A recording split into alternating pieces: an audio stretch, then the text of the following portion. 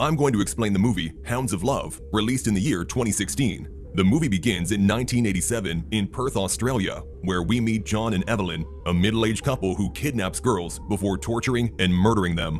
We next meet a teenage girl named Vicky Maloney, who spends most of her time with her boyfriend Jason to avoid being at home after her parents' divorce.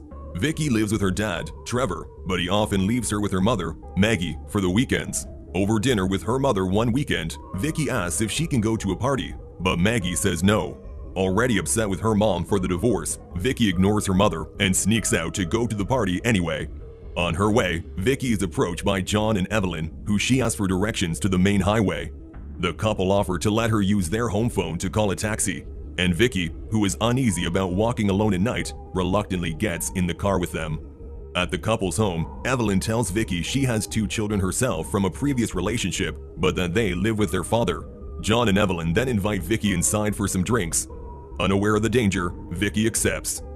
When Vicky gets up to leave, she realizes the couple must have put something in her drink, and things take a terrifying turn as the couple begins to beat Vicky before locking her in a room.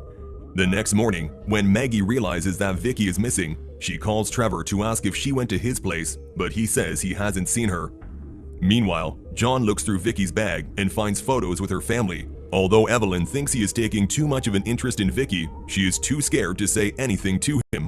When John finds the dog pooped inside the house, he yells at Evelyn and orders her to clean it up. He tells her if she can't even take care of a dog, how could she possibly take care of children? Vicky hears this and realizes John doesn't allow her to have her kids at the house.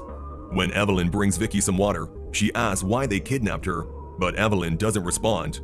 Then, as she unlocks one of her chains to change the sheets, Vicky tries to get herself free, but Evelyn warns her not to get herself into trouble by trying to trick her. Vicky begs Evelyn to let her go, saying her father is a surgeon and can pay them whatever they want. But Evelyn is not interested in money and tells Vicky to do as she is told. Seeing children's toys in the room, Vicky starts talking about them in hopes of driving a wedge between the couple, but Evelyn changes the subject, asking about her family instead. Vicky tells her about their divorce, but doesn't say anything else. Later, Evelyn takes her to the bathroom where she hears planes and guesses she must be near an airport. We then see John dealing with 2 gangsters whom he owes money to. They aggressively threaten him to try and get their money back, but John convinces them he will have their money within a few days. Back in the house, Evelyn tells Vicky to write a letter to her family, telling them she has run away to live in Adelaide.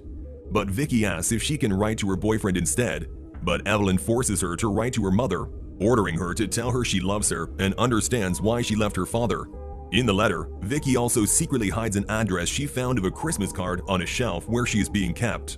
While Evelyn takes Vicky to the bathroom again, John arrives home and comes to take Vicky away with him. The thought of them together upsets Evelyn, and she tries smoking to distract her from what they are doing together. Soon, the anxiety becomes too much, and Evelyn knocks on the door and calls John out. When he comes out, she passionately kisses him. Seeing an opportunity to escape, Vicky tries to jump out the window, but changes her mind after seeing the dog sitting right outside. When John has had enough and pushes Evelyn away, they notice Vicky is gone. As the couple rushes outside, Vicky emerges from her hiding spot in the bathtub and tries to sneak out the front door, but is caught by them on her way out. As they drag her back to the room, there's a knock at the door. Vicky screams for help, but John keeps her quiet while Evelyn goes to see who it is. At the door is a neighbor who heard commotion and thinks the couple is fighting again. He says he will call the cops, but Evelyn threatens him with a pair of scissors, scaring him away. When things settle down, Evelyn apologizes to John, blaming herself for everything. She once again expresses her love for him, which he exploits by threatening to leave her if Vicky escapes. The next day, Evelyn mails a letter to Vicky's mom, who is with Vicky's dad at the police station, to file a missing persons report for her daughter. However, the cops are hesitant to act yet, assuming she is just another teen who has run away from home. Maggie and Trevor insist, so the cop tells them if she still isn't back by Monday, they will then take it seriously and begin a search. Maggie returns home and searches through Vicky's room for anything unusual, while Trevor finds a letter in the mailbox.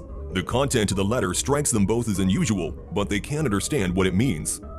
Trevor lashes out and blames Maggie for their daughter's disappearance and asks Maggie to come back to him so they can be a happy family together, but she refuses.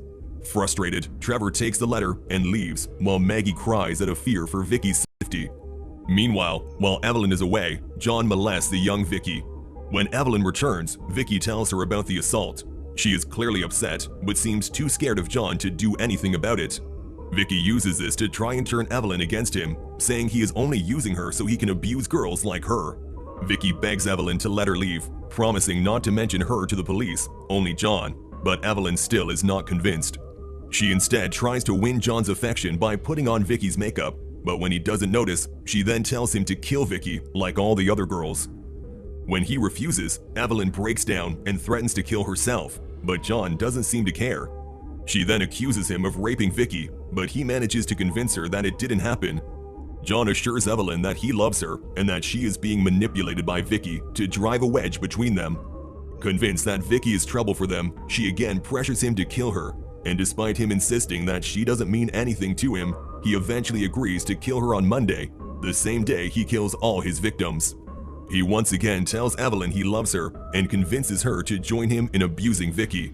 Meanwhile, Vicky is devastated that her plan has once again failed, and she begins to lose hope. One day, Evelyn decides she wants to hurt Vicky, so she comes to her room and starts talking about how if she had only listened to her mother and stayed home, she would have never ended up in this situation. Vicky admits she really regrets disobeying her mother and begins crying. Evelyn then pushes even harder, telling her that her mother might not even be looking for her at all. Meanwhile, we see that Maggie is more determined than ever to find her daughter. While searching through Vicky's belongings, she comes across her boyfriend Jason's initials, which reminds her of the unusual letter she had received. Hoping he can help them understand what Vicky had written, Maggie and Trevor take the letter to Jason, who quickly decodes the hidden message in the letter, and they discover the address she had hidden in its content. Back with her captors, Vicky seems to have accepted her fate, just following Evelyn's orders and waiting to die. But when John once again finds the dog in their house, he loses his temper and starts beating the poor animal.